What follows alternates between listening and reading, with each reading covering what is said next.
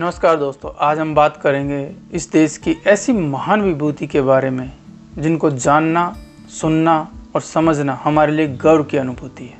उनके दुख, उनके संघर्ष और ये जो कानून है जिसका हम पालन करते हैं, ये उन्हीं की देन है। ये कानून हमारी रक्षा करता है, हमें पालता है, हमारे अधिकारों से हमें जागरूक करता है, अधिकारों के साथ हमें जीना सिखाता है, हमारी रक्षा करता है।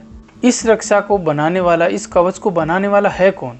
उम्मीद है आप समझ गए होंगे कि आज हम किन की बात करने वाले हैं। आज हम बात करेंगे बाबा साहब भीमराव अंबेडकर जी के बारे में, उनके योगदान के बारे में, उनके संघर्ष के बारे में और माँ सरस्वती के आशीर्वाद के बारे में, और जानेंगे किस तरीके से एक अछूत होने के बावजूद, अपने आप को इतने संघर्ष होने के बावजूद समाज में, इस देश में आगे लेके जाना। कि जिंदगी में अगर कुछ चाहिए तो उसके लिए संघर्ष हमेशा रहेगा, लेकिन मन में जिद और जुनून बरकरार रहनी चाहिए। बाबा साहब भीमराव अंबेडकर, जिनकी जिंदगी संघर्षों से भरी हुई थी, इसके बावजूद भी वो हमारे लिए लड़े, हमारे अधिकारों की रक्षा की, हमारे लिए कानून बनाया ताकि हम अच्छी तरीके से जी सके, समाज में अपने सर को उठा के चल सके। बाबा साहब का जन्म मध्य प्रदेश के महू में 14 अप्रैल 1891 में हुआ था। अब उस जगह को अंबेडकर नगर के से जाना जाता है।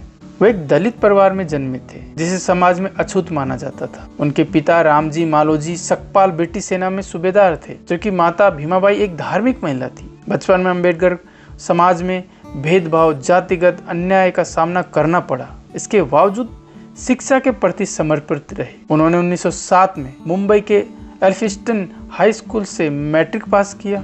1912 में मुंबई विश्वविद्यालय से बीए की डिग्री प्राप्त की। उन्हें 1913 में बड़ौदा के महाराज सयाजी गायकवाड़ द्वारा छात्रवृत्ति प्रदान की गई, जिसके तहत उच्च शिक्षा के लिए अमेरिका गए। 1915 में उन्होंने कोलंबिया विश्वविद्यालय न्यूयॉर्क से एमए किया।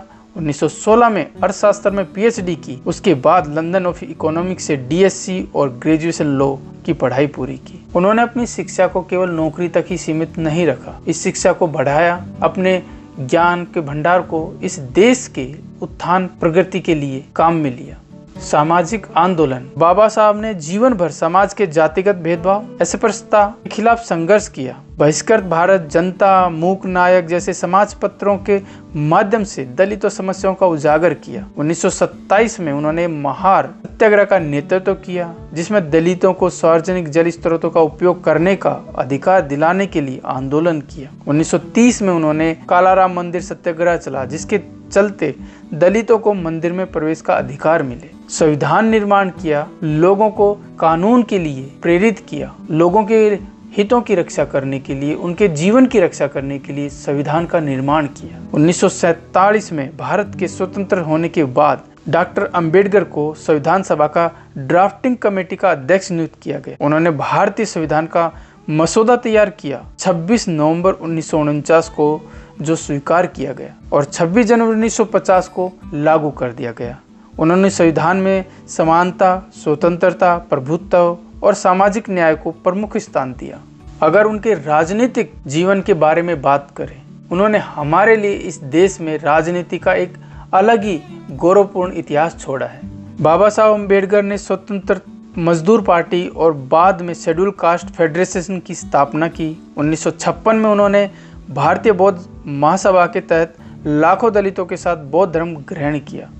बाबा साहब का जन्म महार जाति में हुआ, जिसे समाज में अछूत माना जाता था। स्कूल में उन्हें अलग बैठाना, यहाँ तक कि पानी पीने के लिए भी ऊंची जाति के व्यक्ति से दूर रखना। उनके मटके अलग होते थे, पानी पीने की जगह अलग होती थी। उच्च शिक्षा प्राप्त करने के दौरान भी उन्होंने भेदभाव का सामना करना पड़ा। जब अमेरिका और इंग्लैंड में पढ़ाई के लिए गए तो वहां से लौटने के बाद भी भारतीय समाज में उनके साथ समानता का व्यवहार नहीं हुआ। डॉक्टर अंबेडकर की पहली पत्नी रमाबाई ने कठिन परिस्थितियों में उनका साथ दिया, लेकिन 1935 में उनकी मृत्यु हो गई। यह घटना उनके जीवन की सबसे दुखित घटनाओं में से एक थी, क्योंकि रमाबाई हमेशा उनके संघर्षों में सहायक बनी रही। उनकी पत्नी रमाबाई का निधन 1935 में हुआ था। संविधान निर्माता होने के बावजूद उन्होंने अपमान सहना पड़ा। संविधान निर्माण के बाद भी उन्हें जातिगत भेदभाव, विरोध का सामना करना पड़ा। हिंदू कोड बिल पास न होने के कारण उन्होंने मंत्रिमंडल से इस्तीफा दे दिया था। 14 अक्टूबर 1956 को उन्होंने बौद्ध धर्म अपना लिया, लेकिन इसके कुछ ही महीनों बाद उनका स्वास्थ्य खराब होने लगा। 6 दिसंबर 1956 को उनका निधन हो गया और वो हमेशा के लिए हमें छोड़ के चले गए। डॉक्टर अंबेडकर जी का जन्म और जीवन दोनों ही संघर्षपूर्ण रहे। डॉक्टर अंबेडकर का जीवन संघर्षों से भरा हुआ था, लेकिन उन्होंने हार नहीं मानी और अपने समाज को आगे बढ़ाने के लिए निरंतर कार्य किया। उन्होंने समाज में व्याप्त छुआछूत, भेदभाव, अन्याय के खिलाफ लंबी लड़ाई लड़ी। उनके जीवन में कुछ प्रमुख बुरे अनुभव हैं। उनके संघर्षों से कुछ जुड़े आंदोलन हैं जो मैं आपके सामने रख रहा हूँ। बचपन में उन्होंने बहुत ज्यादा भेदभाव का सामना करना पड़ा।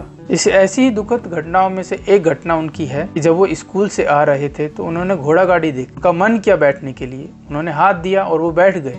लेकिन बातों बातों में जब घोड़ा गाड़ी वाले को पता चला कि यह अछूत है तो उन्होंने उनको डांटा। पनिशमेंट के तौर पर उनसे पैसा भी लिया और अपनी घोड़ा गाड़ी भी चलवाई और खुद पीछे बैठ गए। तो आप सोच सकते हो कि उस वक्त कितना कठोर उनके लिए जीवन रहा होगा। आप सोच सकते हो कि उनके जीवन में कितनी कठोरता होगी, कितना भेदभाव रहा होगा। उसके बावजूद भी वो यहाँ तक पहुंचे। लेकिन उनका जीवन आंख खुलने से लेके आंख बंद होने तक छुआछूत से घिरा रहा।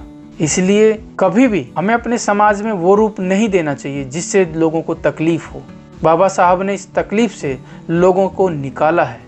उनके लिए एक ऐसा स्थल तैयार किया है जहां वो खुल के जी सके, अपने विचार रख सके, लोगों से मिल सके, स्वतंत्र होकर जी सके, कानून का पालन कर सके।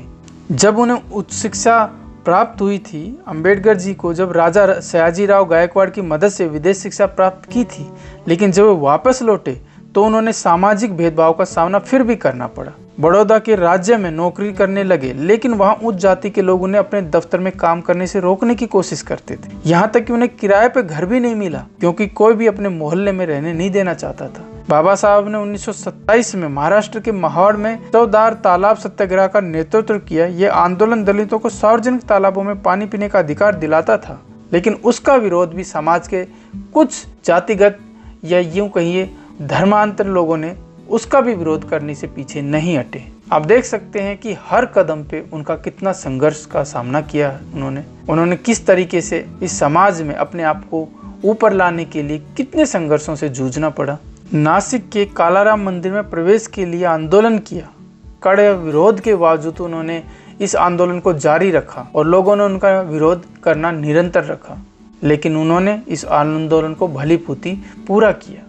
1930 के दशक में उन्होंने दलितों के अधिकारों के लिए गोलमेज सम्मेलन का भाग लिया, अलग निर्वाचन की मांग की, जिससे गांधी जी और कांग्रेस के साथ मतभेद बढ़ गए। बाद में वे जब भारत संविधान निर्माता बने तब भी उन्होंने आलोचना और विरोध का सामना करना पड़ा, झेलना पड़ा उस दंश को। एक वक्त बाबा साहब की जिंदगी में ऐसा भी आ गया था जब हिंदू धर्म से छुआछूत और भेदभाव के निराश होकर अंबेडकर जी ने 14 अक्टूबर 1956 को नागपुर में अपने लाखों अनुयायियों के साथ बौद्ध धर्म अपना लिया। डॉक्टर अंबेडकर का जीवन संघर्षों और अपमान से भरा था, लेकिन उन्होंने कभी हार नहीं मानी। उन्होंने अपने अधिकारों के लिए लड़ाई लड़ी, भारत के संविधान के रूप में देश को एक नई दिशा दी। उनका जीवन प्रेरणा देता है, किसी भी कठिनाई के बावजूद अपने लक्ष्य की ओर बढ़ते रहना चाहिए। बाबा साहब ने अपने संघर्षों से कभी हार न मानते हम जनमानस को यही संदेश दिया है।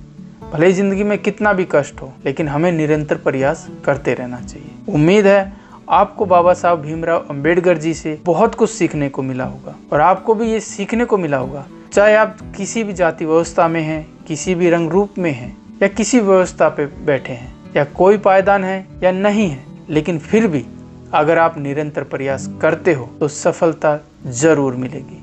इसी के साथ विदा दीजिए। जय हिंद, जय भारत।